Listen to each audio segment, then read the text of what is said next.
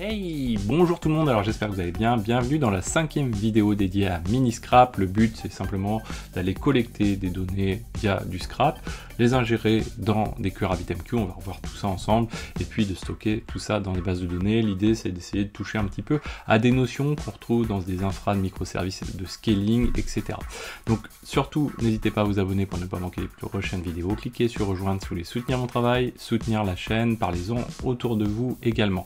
Donc aujourd'hui ça va être un petit peu l'assemblage et surtout la mise en valeur de notre cluster, en tout cas notre serveur RabbitMQ qu'on a vu lors de la vidéo précédente qu'on avait installée. Et souvenez-vous, dans les autres vidéos encore avant, ce qu'on avait fait, on avait développé notre Python, notre scrap.py avec Selenium. Donc là le but tout simplement c'est de transformer ce petit scrap.py en un élément qui va envoyer des datas dans notre RabbitMQ tout simplement, et puis comme ça après on pourra continuer et venir récupérer ces données. Donc on va stocker ça sous forme de message, vous allez voir, on va découvrir notamment les classes et quelques autres éléments. Donc jingle et c'est parti.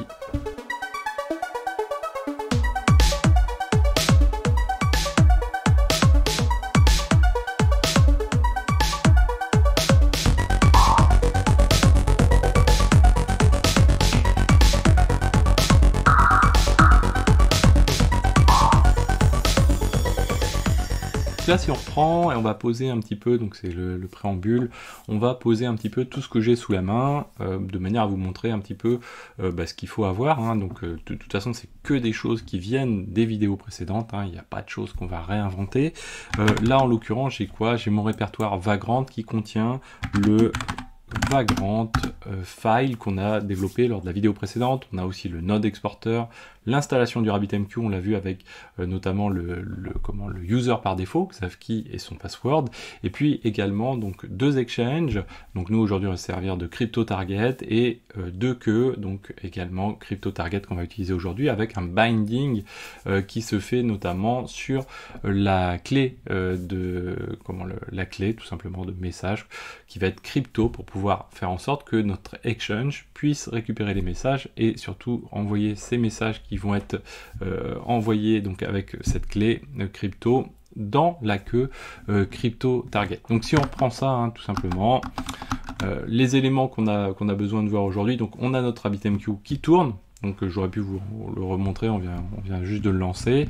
À côté, qu'est-ce qui se passe? Eh bien, on se situe ici, hein, donc toujours sur cette brique là, on récupère les informations avec notre scrap.py et aujourd'hui seulement on va valoriser ça dans notre RabbitMQ. Le but sera ensuite de développer un inserter pour envoyer tout ça dans PostgreSQL.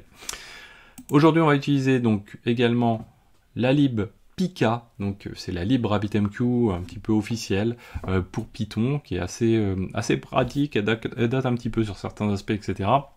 Néanmoins, elle fonctionne, pour ce qu'on a à faire, en tout cas, ça fonctionne très bien, et on peut toujours décorer, enfin bon, faire des choses pour aller au-delà. Donc vous avez la documentation, vous tapez Pika Documentation, vous allez la trouver tout de suite. Vous avez le GitHub également, Pika GitHub. Et nous, ce que j'ai fait préalablement, j'ai fait un pip install Pika. Ça s'installe tout seul, il n'y a pas de souci. Alors pour les gens, donc aujourd'hui on va voir, pour les gens qui connaissent moins bien Python, on va voir la classe, la notion de classe. C'est des choses que vous pouvez retrouver, donc si vous cliquez sur playlist ici, vous cliquez sur toutes les playlists, vous allez pouvoir retrouver la playlist, ou sinon directement dans YouTube, vous tapez Xavki Python, vous allez retrouver une playlist, et dedans, tout à la fin notamment, alors vous avez tout pour apprendre un petit peu crescendo, vous avez la notion de classe expliquée et la notion d'héritage au sein des classes. Aujourd'hui on va pas s'intéresser aux notions d'héritage, ça va pas nous servir, le but c'est pas non plus de faire des usines à gaz, là c'est juste une petite touche un petit peu d'orienter objet, on va dire, au sein de quelque chose qui s'y prête pas forcément complètement, mais en tout cas qui permet de comprendre déjà les premiers éléments. Donc on va revenir sur notre code et notre RabbitMQ. Donc on a nos exchanges, hein. Le but c'est d'envoyer dans l'exchange CryptoTarget. Ce CryptoTarget, lui, il a une routing key qui s'appelle crypto. Et quand on l'utilise, eh bien on utilise un binding qui envoie dans la queue CryptoTarget. Donc également, si vous démarrez vraiment sur RabbitMQ, je vous invite à aller voir la playlist dédiée à RabbitMQ. Vous avez tout ça bien plus dans le détail et de manière bien plus pédagogique.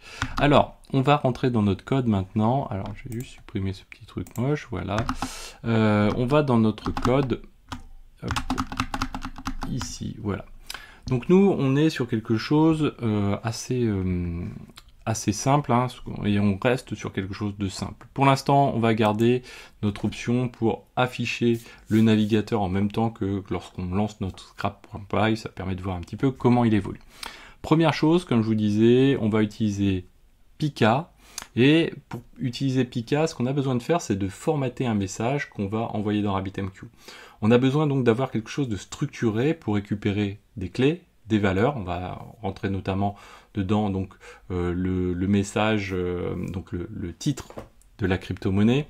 On va récupérer donc son title également. Donc on avait déjà vu ça hein, lors de la vidéo des vidéos précédentes. Le title ayant vocation à avoir un message un petit peu plus, en tout cas le nom plus familier, on va dire, de la crypto-monnaie et pas le code. Donc on récupère les deux éléments et on va envoyer tout ça sous forme de message. Donc du coup, on va mettre tout ça sous forme de JSON de manière à faire en sorte d'avoir quelque chose de structuré dans notre RabbitMQ. Donc pour faire ça, très simple, hein, donc il nous faut Pika, il nous faut du JSON. Je vais le mettre juste à côté qu'on voit bien la différence aujourd'hui. Donc import Pika, import JSON. Donc ça, c'est une première chose. Deuxième chose, c'est qu'on va travailler avec les dates. Et pour ça, donc très souvent, on va utiliser la lib datetime dans lequel on va utiliser datetime. Alors ça, je trouve pas ça génial, mais bon, c'est comme ça, c'est historique. Donc on fait souvent datetime.datetime. quelque chose quand on veut utiliser notamment une méthode au sein de cette librairie. C'est pas un souci. Donc on va avoir ça ensuite. Donc si on continue, derrière, qu'est-ce qui va se passer? On va vouloir se connecter à notre RabbitMQ. Donc là, on va faire un petit zoom sur comment on va s'y connecter. Alors, ne vous inquiétez pas, pour l'instant, on met les choses vraiment de manière simple, de manière à ce que ce soit relativement abordable à tout le monde. Derrière, ce qu'on fera, c'est qu'on reviendra sur tout ce code et sur tous nos codes, on va y revenir, de manière à intégrer dedans du log et de la gestion de configuration par du YAML. Donc on va pas laisser tout ça en clair comme ça dans le code, en tout cas en mode un petit peu bourrin. Derrière, donc qu'est-ce que l'on va faire? Eh bien là, si on y va en mode bourrin aujourd'hui, hein, on va utiliser Pika, sa méthode, hop là, on voit une majuscule, sa méthode, plain credentials. Là, en l'occurrence, ça permet de passer un user, un password, ça tombe bien, c'est mon user et mon password, Xavkey password. Je m'en fiche complètement puisque moi, je suis vraiment en train de développer et j'ai aucune envie de faire de la sécurité particulière, donc je n'ai pas de vocation à le cacher.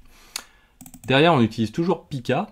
Et une fois qu'on a défini ces credentials, il va falloir les utiliser. Pour les utiliser, il va falloir établir une connexion. Donc c'est le blocking connection. Donc on va setter une connexion et pour setter cette connexion, il va falloir définir les paramètres de cette connexion. C'est ce qu'on refait ensuite encore avec Pika à l'intérieur de cette méthode blocking connection ici. Hein, ça va permettre de maintenir cette connexion et de passer les paramètres ensuite, de définir les paramètres de la connexion. Donc pour générer finalement un objet de connexion paraméteur, vous voyez, donc une classe en question.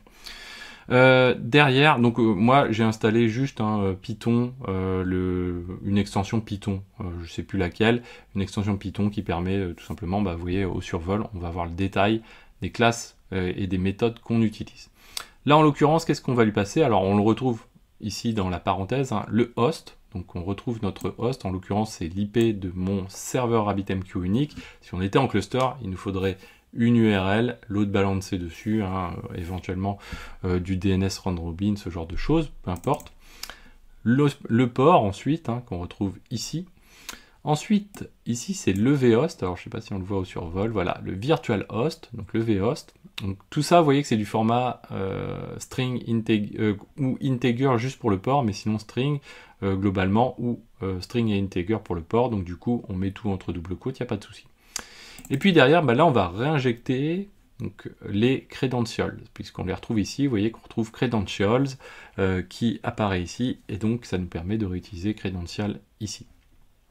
Donc là, avec ça, on a fait une connexion. Maintenant, une fois qu'on a fait la connexion, ce qu'on veut, c'est ouvrir un channel avec notre serveur RabbitMQ. Donc là, on définit une variable qui s'appelle channel, et on utilise la méthode channel qu'on retrouve ici. Derrière, qu'est-ce que l'on va faire? Donc maintenant qu'on a un channel, ce channel, on va pouvoir lui faire des choses. Notamment, là, on va lui faire au cas où la queue n'existe pas déjà, on va pouvoir la redéclarer, recréer finalement une queue. Donc là, en l'occurrence, on peut faire un channel.queueDeclare, puisque dans RabbitMQ, si vous regardez la playlist, vous avez la possibilité soit de créer en amont, on va dire, ça peut être par exemple vos équipes d'infra qui vont créer avec de l'infra as code les queues RabbitMQ par exemple et les exchanges, soit sinon c'est le code, dès lors que le serveur l'y autorise, qui va pouvoir créer lui-même, déclarer lui-même les éléments dans lesquels il va vouloir déposer des choses. Là en l'occurrence, nous on fait que s'assurer que ça existe, et là on veut utiliser CryptoTarget. Donc CryptoTarget, nous il existe déjà, mais c'est juste pour vous montrer un petit peu les choses. Et on mentionne durable. Durable, c'est simplement le fait que si on restart le serveur, on va pouvoir conserver nos éléments, notre queue va pouvoir être conservée en cas de reboot du serveur. Pas forcément, pas les messages, hein, la queue proprement dit. Donc ça, c'est la connexion à RabbitMQ, première chose. Maintenant, on va s'intéresser à cette histoire de classe. Alors, donc, ce qu'on va faire, on va copier les éléments, toujours, hop, voilà. Et là, on va poser ici un bloc dédié à une classe. Nous, on va avoir une classe unique. Comme je vous disais, on veut envoyer des messages de RabbitMQ. Quand on fait de l'orienté objet, tout est objet. Quand on regarde autour de nous, il n'y a que des objets. Des objets, c'est quoi? C'est des caractéristiques et on va dire des actions, en l'occurrence des méthodes. Là, qu'est-ce qui se passe? Nous, notre objet, ça va être quoi? Ça va être un message, tout simplement, un truc qu'on veut transmettre. On va avoir plusieurs possibilités, on va définir des possibilités. D'une part, on va lui définir des caractéristiques. Les caractéristiques de ce message, ça va être tout simplement les éléments qu'il contient, donc ces fameuses clés valeurs. Ensuite, ce qu'on va vouloir faire, c'est éventuellement des méthodes. Donc les méthodes courantes, on va avoir ce qu'on appelle des getters et des setters. Nous, on n'en a pas vraiment l'intérêt aujourd'hui. Néanmoins, on peut utiliser ce genre de principe. C'est très souvent utilisé, notamment au niveau de Java. Ça permet tout simplement d'appeler des méthodes qui vont retourner une valeur ou d'appeler une méthode qui va permettre de définir une valeur au niveau de notre classe. Nous, on va fonctionner un tout petit peu différemment. On n'a pas forcément besoin de ça. Donc, c'est ce qu'on va retrouver. Donc, on va regarder dans le détail ici. Et puis, ensuite, on va définir aussi donc une méthode tout simplement, une fonction finale, ça ressemble à une fonction finalement au niveau de notre classe, c'est-à-dire la définition du message en format JSON. Et une fois qu'on a défini ce message, donc là c'est vraiment la caractérisation du message qui permet de faire une action, hein, c'est-à-dire on va définir le contenu du message proprement dit en format JSON. Donc on convertit ce message en JSON. Donc c'est l'action. Ensuite, on a la possibilité également, on va vouloir envoyer des messages. Donc on va avoir une autre méthode finalement, le push to queue, qui va permettre également, donc cette fois-ci, de réaliser une autre action qui va être le fait d'envoyer vers la queue notre message. Alors si on regarde un peu plus dans le détail ensuite, donc on a notre fameuse classe message avec un M majuscule, et derrière on va pouvoir donc définir les éléments de base de notre message, ces caractéristiques, c'est-à-dire que quand on va instancier notre message, ce qu'on va faire un petit peu plus tard, vous allez voir, eh bien on va définir les caractéristiques de ce message, c'est-à-dire l'instancier, c'est créer un des éléments message, donc on aura je sais pas, dizaines de milliers de messages potentiellement, et bien chacun de ces éléments va avoir des caractéristiques, et c'est là où on les définit avec un underscore init qu'on retrouve ici, donc une méthode qui est appelée. Et cette méthode, elle va récupérer les éléments qu'on va lui injecter au moment où on va instancier. Quand on va instancier, on va utiliser cette classe, donc message entre parenthèses, et c'est ces éléments qu'on passera entre parenthèses qu'on va récupérer ici, donc le self created at, code et title. Donc le self, lui on va pas revenir dessus, mais il est forcément présent ici. On a le created at, donc c'est nous qui allons le créer, hein. Le run TNS, on va le créer, le code, on va le créer, donc là c'est le code de notre crypto, et le title, donc là c'est on va dire le titre de la crypto en langage un peu plus familier. Alors la différence entre created at et run TS, on va dire c'est le run, le timestamp du moment où on va déclencher finalement notre capture de valeur. Et le created at, c'est le moment où le message va être créé réellement, finalement. Donc derrière, qu'est-ce qui se passe? Eh bien, on va récupérer ces éléments-là et on va venir ensuite, pour pouvoir les utiliser à l'intérieur de notre classe, les définir au niveau de notre self point chacun des éléments. Donc l'idéal, c'est on va redéfinir, on va réutiliser les mêmes noms, comme ça on n'a pas de souci derrière. Ensuite, on a des getters. Un getter, c'est quoi? C'est on va définir un nom de méthode qu'on pourra appeler à l'extérieur au niveau de notre classe, hein, finalement, quoi, quand on utilisera notre classe. Quand notre objet sera créé, on pourra utiliser une méthode getCode, par exemple, qui, quand on l'utilisera, permettra tout simplement de faire .getCode entre parenthèses, et ça retournera, quoi qu'il arrive, la valeur du code de l'instance en question de notre objet. On a pareil pour le titre, on a pareil pour le created at, on a pareil pour le run.ts. Si jamais vous êtes un petit peu perdu avec toutes ces choses-là, allez voir la vidéo en question. Là, en l'occurrence, vous pouvez faire du copier-coller un petit peu bêtement, ça ne posera pas de soucis. Là où c'est plus intéressant, c'est la méthode JSON. Cette méthode JSON, elle fonctionne comme tout à l'heure. On utilise le self qui permet de récupérer l'ensemble des caractéristiques de notre message. Et c'est là, finalement, on va formater notre message en format JSON. Ça, c'est ce qu'on veut faire. Donc nous, ce qu'on veut faire, alors ça, on va ouais, si on peut le garder. On va définir un message, en fait, donc une variable message. Et on va venir la mettre ici, vous voyez, dans un set. Hein, finalement, c'est un, un type d'objet Python. Et un type de données Python, et derrière on va définir la structure de notre JSON, et après ça va être très facile de transformer ce set en JSON. Là donc on va avoir une clé, la valeur qui correspond, une clé, la valeur qui correspond, une clé, la valeur qui correspond, ainsi de suite comme ça. Derrière on va faire juste un print du message, comme ça à chaque fois qu'on va avoir un nouveau message sur lequel on va appeler cette méthode-là, eh bien, ça va afficher son contenu. Ça, on le supprimera après, ça n'a pas d'intérêt. Et derrière, en termes de performance, etc., c'est pas très intéressant puisque ça va venir sortir sur de l'output. Mais là, quand on démarre à développer, finalement, ça peut être intéressant. Et derrière, ce message, pour pouvoir l'utiliser, pour l'envoyer dans RabbitMQ, on a besoin de le dumper en format JSON, donc pour vraiment pouvoir avoir du vrai JSON, sinon RabbitMQ ne sera pas d'accord pour le récupérer éventuellement. Donc derrière, alors il y a d'autres manières de faire. Hein. Nous, on décide d'envoyer un élément structuré. On pourrait envoyer un binaire tout simplement qui ne serait pas lisible dans RabbitMQ, mais qu'on pourrait encoder puis décoder à la sortie. Nous, on le fait pas parce que j'ai pas envie de le faire, tout simplement. Tout simplement parce que si on veut afficher des choses à l'écran et savoir un petit peu ce qu'on a à l'écran, c'est quand même beaucoup plus facile.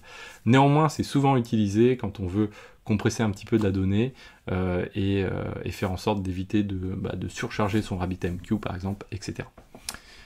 Alors derrière, la deuxième méthode finalement qui nous intéresse dans cette classe, c'est push-to-queue.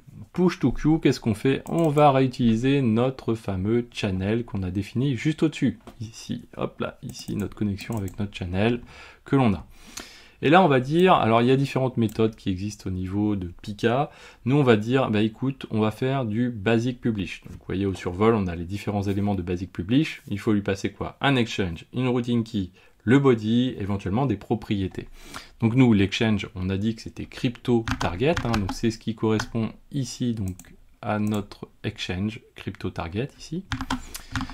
Hop. Ensuite, on a notre routing key, ça tombe bien, c'est la routing key qui va nous permettre d'utiliser cet échange-là et de faire en sorte que cet échange, quand il voit le message passer avec cette routing key, donc finalement, c'est des métadatas qui vont venir entourer notre message au format JSON, et ça va permettre de l'envoyer ensuite donc dans notre queue crypto target, parce que si on rajoute pas cette clé, finalement elle sera pas le message n'arrivera pas au niveau final. Le delivery mode, alors je ne sais plus le paramètre de ce que c'est, n'hésitez pas à le dire en commentaire, de tête comme ça maintenant, je ne sais plus. Et puis derrière on a dit donc on lui passe également un body. Donc alors je crois que c'est pour avoir des messages permanents, il me semble, si je dis pas de bêtises. Et derrière, donc le body, et le body, c'est quoi? C'est le contenu de notre message qu'on a défini finalement en appelant la méthode. Vous voyez, on est dans la méthode push-to-queue, et ce qu'on fait, c'est qu'on appelle la méthode JSON-message, c'est-à-dire au sein de la même instance, au sein d'un message qu'on a instancié, c'est un objet message, eh bien, on va dire, ok, push-to-queue, et en même temps, on va appeler le JSON-message qui est en format JSON. Donc avec ça, on a fait notre classe. Donc, ensuite, ce qu'on va faire, c'est qu'on va venir utiliser ces choses-là, ou en tout cas, on va venir instancier surtout ces choses. Donc, pour instancier ces choses-là, ce qu'on va faire, c'est qu'on va descendre un petit peu, et on va se rendre dans cette partie-ci. Donc, si on revient à notre code qu'on a utilisé précédemment, souvenez-vous, donc allez voir pas la vidéo d'avant, celle d'encore avant. Ce qu'on fait, c'est qu'on parcourt chacune des pages de Yahoo Finance. Et pour l'ensemble de ces pages, ce qui se passe, c'est qu'on va, on va utiliser un range de 0 à 100, ou plutôt de 1 à 100, ensuite de 101 à 200, etc., comme ceci. Et on parcourt les éléments. Donc ça, je ne vais pas revenir dessus, on l'a vu ensemble. Et on est en mesure à chaque fois, donc pour chacune des pages, de retrouver chacune des lignes qui correspond à chaque crypto en question. Et donc pour faire ça, on utilise, donc on a revu tous ces éléments-là, et si on veut afficher l'ensemble de ces cryptos, pour un bloc d'une page, on a une liste names, et cette liste names contient l'ensemble des éléments, ici, récupérés grâce à Selenium. Selenium, derrière, on va pouvoir ensuite on va pouvoir utiliser ça sous forme de liste, tout simplement. Et à l'intérieur, on va pouvoir utiliser Selenium pour récupérer, ou en tout cas le format, les méthodes fournies par Selenium pour pouvoir récupérer les éléments qu'on souhaite. Alors ça tombe bien, c'est ce qu'on va faire. Donc là, ce que l'on fait, hop, voilà, on va revenir comme ceci. Voilà. Hop, voilà.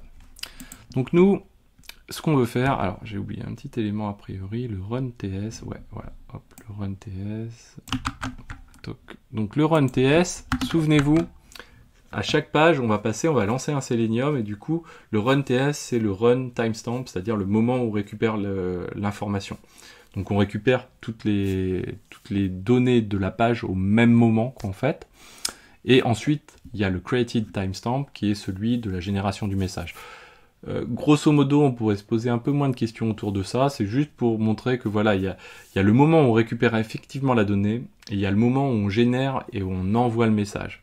C'est deux temps qui sont différents puisque on fonctionne par batch finalement quand on utilise Selenium sur une page, puisque on prend une page de 100, Selenium ouvre cette page, la parse, et c'est seulement au moment où il a fini de parser l'intégralité de la page, on n'est pas capable de venir récupérer, en tout cas si on pourrait le faire, mais ça serait beaucoup plus un peu plus compliqué, ce serait pas forcément très intéressant, vous pouvez vous amuser à essayer de le faire, mais nous ce qu'on fait, c'est qu'on récupère d'un bloc tous les éléments names, c'est-à-dire toutes les cryptos d'un bloc avec l'ensemble des références qui correspondent.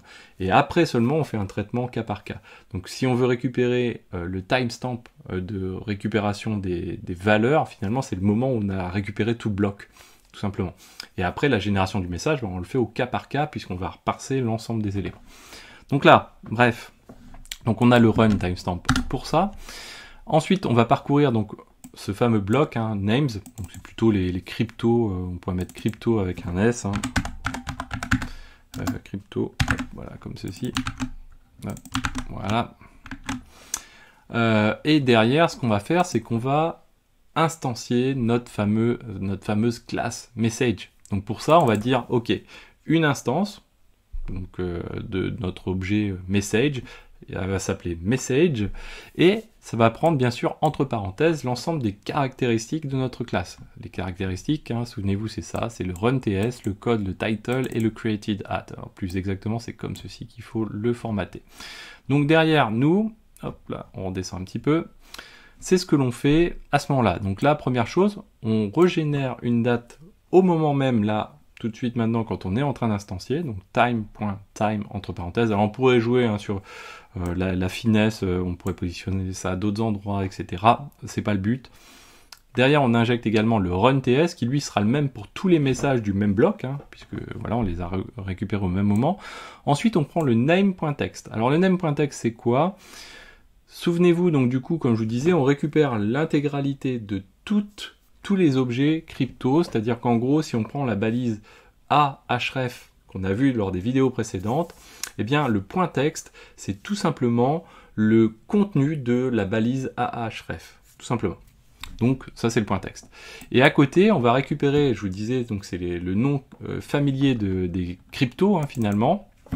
Donc là, on peut mettre crypto singulier, voilà, comme ceci. Hop. Donc là, ici, en premier lieu, finalement, ça va être quoi? En premier lieu, ça va être le code. C'est le code qu'on récupère ici, le code de la crypto. Et ici, c'est le title. Donc, vous voyez qu'on récupère l'attribut de la balise Ahref qui s'appelle title. On pourrait en récupérer un autre. En l'occurrence, on fait un get attribut sur title uniquement. Ça nous permet de récupérer, quand on passe au survol de la valeur des cryptos d'Yahoo, de récupérer le libellé exact de la crypto, en tout cas en langage familier. C'est comme ça qu'on peut le récupérer. Donc ça, c'est un moyen pour le récupérer. Et une fois qu'on a fait ça, du coup, on a créé notre instance de message. Donc, dès lors qu'on a créé notre instance de message, qu'est-ce qu'on est capable de faire? Push to queue. Alors, on aurait pu faire une étape avant, hein, c'est-à-dire on aurait pu générer un JSON, éventuellement l'afficher ici, avec une autre méthode, et puis seulement faire le push to queue juste après. Là, en l'occurrence, on fait le push to queue qui, lui, de toute façon, comprend également le formatage au format JSON de notre message, puisqu'on appelle ici dans le body la méthode qui est juste au-dessus. Donc avec ça, on a fait le travail, si j'ai pas dit de bêtises. Donc maintenant, ce qu'on va faire, on va retourner dans notre terminal et on va lancer, je suis ici, donc on va lancer notre scrap.py. Alors je vais vous ouvrir quand même ici les éléments. Hop. Donc là, vous voyez qu'on est sur la première page. Alors ça va aller plus ou moins vite, je ne sais pas exactement, et ça peut bugger plus ou moins quand je déplace la fenêtre. Donc là, vous voyez qu'on est sur 1 à 100 sur 390. Et derrière, donc, on va se préparer à aller regarder. Donc là, ça devrait pas traîner. À aller regarder dans notre RabbitMQ. Donc dans les queues, dans Crypto Target. Et normalement, on va voir ce chiffre qui devrait augmenter. Donc là, on va attendre un petit peu. Hop. Alors, il est en train encore de charger des éléments.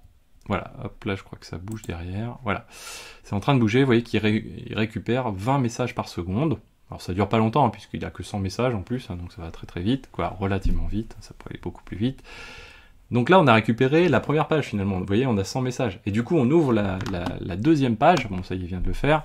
Et on reparse l'ensemble, et du coup on en récupère 100 de plus. Et on ouvre la troisième page, et du coup on en récupère 300. Et puis on ouvre la quatrième page, mais là il va y en avoir que 90, donc du coup notre max de messages, vous voyez, est à 390. Donc là ça a fonctionné. Et par ailleurs, souvenez-vous, on a fait un print, le voici ce print de nos messages, donc quand on a fait notre JSON, juste avant de générer le JSON proprement dit, on l'a formaté en 7, au niveau de Python, et là voilà à quoi ça ressemble. Donc on retrouve les codes et on retrouve les titles, donc en mode plus lisible. Donc, bien sûr, ça n'a pas grand chose à voir ni l'un ni l'autre. Donc derrière, qu'est-ce qui se passe? On peut aller quand même checker des messages ici. Donc on va faire un get message. On va dire qu'on ne veut pas les acquitter, les messages, donc on reste ici. Et on peut dire par exemple qu'on veut une dizaine de messages, par exemple, hop, et on va faire get message comme ceci. Et là, on va retrouver, vous voyez, hein, exactement ce qu'on avait dans notre print. On a même la taille exactement du payload. Vous voyez que ça varie légèrement d'un message à un autre. Ça, c'est assez intéressant à connaître. Ça permet de voir un petit peu les tailles de messages, si on arrive à compresser, etc. N'oubliez pas qu'après, chaque caractère compte un petit peu. Hein, donc, non pas en termes de value, mais souvent en termes de nom de clé, par exemple, et puis également de value, hein, de toute façon. Si par exemple vous avez des identifiants que vous utilisez et que vous injectez, le fait de condenser cet identifiant, hein, chaque caractère compte. Si vous êtes sur de très fortes volumétries, ça pose pas grand souci. Si vous êtes sur de très très grosses volumétries, si on parle en milliards par exemple, ben voilà, le moindre petit caractère supplémentaire a son poids, c'est le cas de le dire, à la fois en mémoire, à la fois en disque, et aussi également le fait de l'envoyer, donc au niveau réseau également, et traitement au niveau des stacks réseau, etc. Voilà, donc on a fait aujourd'hui l'essentiel sur notre élément. Ne vous inquiétez pas, on reviendra sur le formatage, le log, etc., ces choses-là. Là, en l'occurrence, c'était le but, c'était de se connecter et d'envoyer des messages. On verra ensuite comment on va insérer tout ça dans un moteur de base de données. Et puis, de toute façon, hein, également, on aura un autre élément, c'est que ce code, hein, il n'a pas vocation à continuer à tourner comme ça sur mon laptop, puisqu'on va le mettre aussi également sur des machines virtuelles dédiées à ça. Voilà, donc j'espère que cette vidéo vous a plu. N'hésitez pas à la partager, à mettre des pouces bleus, à commenter, à me dire un petit peu ce que vous pensez de ces choses-là. C'est vraiment du niveau débutant, pour se faire un petit peu plaisir, changer des idées. Comme je vous invite à aller voir la première vidéo, mais comme vous m'avez souvent demandé des projets à travailler, eh bien là en l'occurrence c'est une petite base qui vous permettra ensuite de faire plein d'autres choses, et voilà. J'espère que cette vidéo vous a plu, n'hésitez pas à vous abonner pour ne pas manquer les prochaines vidéos, cliquez sur rejoindre si vous voulez soutenir mon travail, soutenir la chaîne, vous êtes très nombreux à le faire, vous êtes plus d'un millier à le faire, et merci à tous pour votre fidélité, à très bientôt, ciao.